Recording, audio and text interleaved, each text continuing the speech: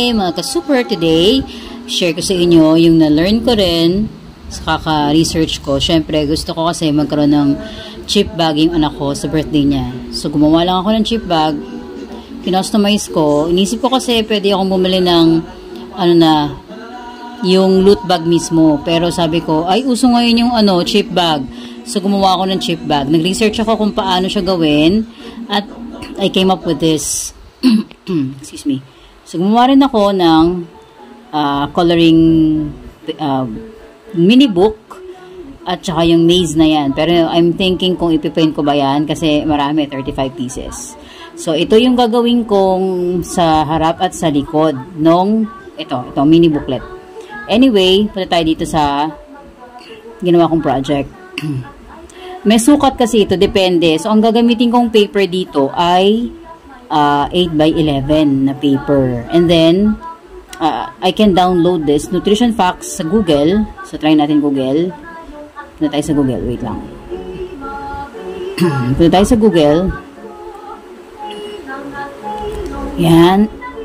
Excuse me. Then, we can look for nutrition facts dito. Nutrition facts. Yan. Nutrition facts. Nasaan na siya? Ayan. So, ito yung mga example ng nutrition facts. So, pwede mo siyang i-grab or copy. Pwede. Or save image as. And then, halimbawa, save image. I-save mo dito. Food label. Ganyan. I-save mo to as try natin dito. So, save natin dito sa downloads. And then, afterwards, try natin pumunta sa Canva ulit. Yan, punta tayo sa Canva. And then, para ba tayo mag-upload? Click mo lang dito yung upload. Upload. At, i-click mo dito yung upload files. So, ayan, nandiyan na siya. Food label. And then, click mo lang i-open. Ayan, nag-upload na siya dito sa Canva page. Canva app rather. So, ayan, pwede mo tong i-click. Tapos, gagawa ka. Ilalagay mo dito. Like, for example, I click it there. And then,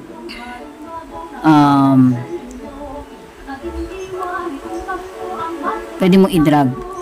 Click and then you drag it here. So, wait lang. Bawa tayo na another page yan. So, halimbawa ito, click natin. Ayun na. Nagdoble na siya sa dalawa eh. So, pwede mo tong i-click. Tapos, delete ko na lang. Yan.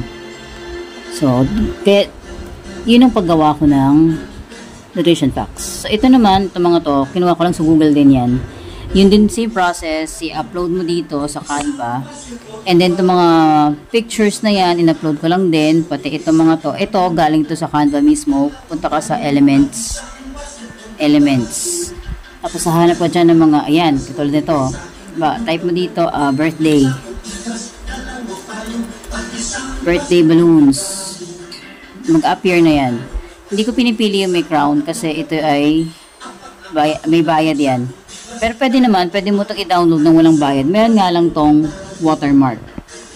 So, ayan. I-print ko yan later. Kailangan may space dito sa gilid at sa taas at sa ibaba.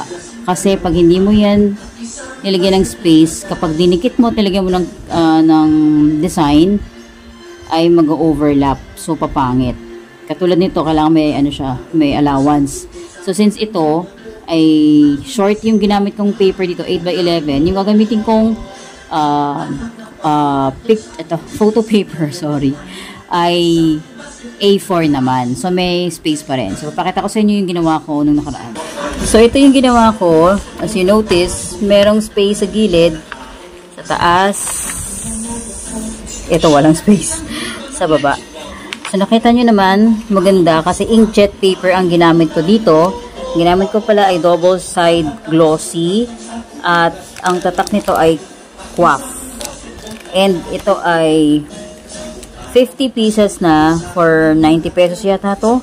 Mura lang. Yun nga lang, kapag wala kang ink, medyo pricey. Ito ay 120 GSM lang. Ang kailangan natin ay manipis lang. para ma-fold ng maayos. Yan. Yun lang. Pwede kayo mag-customize kung ano gusto nyo ilagay. Hindi ko alam kung maglalagay pa ako. Ito wala pang picture ng anak ko eh. Kasi, tinry ko lang muna. Yun lang. Bye.